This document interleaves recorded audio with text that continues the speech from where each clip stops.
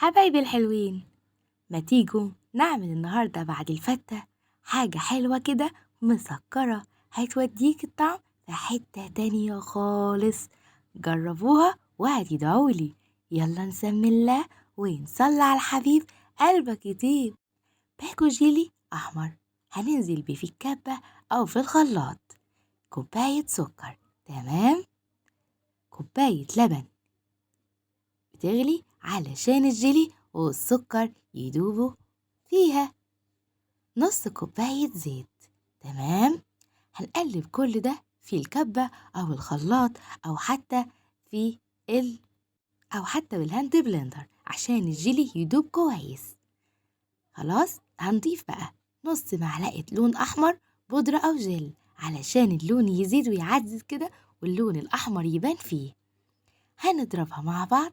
بعد كده هناخد كوباية من الخليط ده هنحطها على جنب، ما نحطهاش في التلاجة، هنحطها على جنب.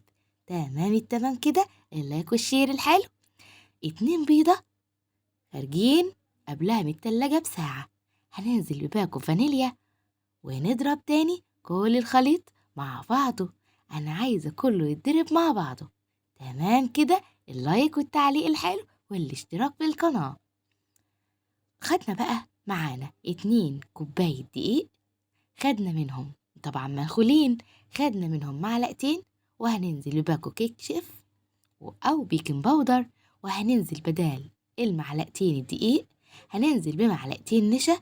هتخلي الوصفة بتاعت النهاردة عسل. ورشة الملح اوعوا تنسوها.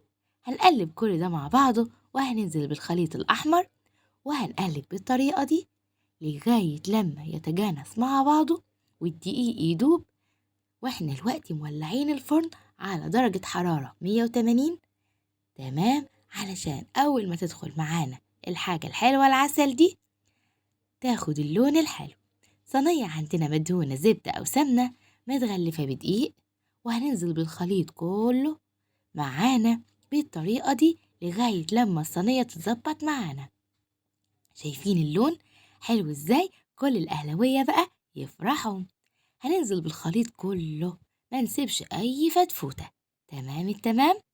بعد كده هناخد الصينية ونضربها كده على الرخامة، وبعد كده بخلة وهندخلها الفرن.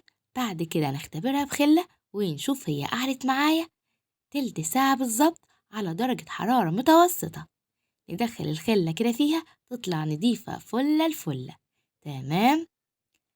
أول ما هتدخل الفرن وتبدأ تشم ريحتها تهدي النار خالص علشان من جوه تستوي. هنسيبها تبرد خالص. بعد كده هنطلعها على صينية، وبعد كده هنجيب الصوص بتاعنا، تمام، وننزل بيه على الكيكة الحلوة الجميلة دي. احنا خففتها بمعلقتين لبن علشان الصوص كان بدأ يتقل، فخففتها بمعلقتين لبن دافين. وبعد كده هننزل بالصوص على الكيكة وعلى التلاجة عدل. لونها وطعمها يودوا في حتة تانية خالص وهي متلجة.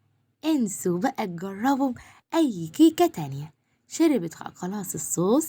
هننزل بقى بصوص فراولة معانا، وبعد كده هنسيبها في التلاجة نص ساعة. الجيلي مع الصوص يتماسك ولون الكيكة خطير وجاتوه بالظبط. شايفين ازاي؟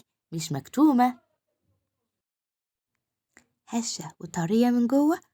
ولما تحطيها في التلاجة انسي انك تجربي كيكة تانية. عجبكم؟ اللايك والشير والتعليق الحلو.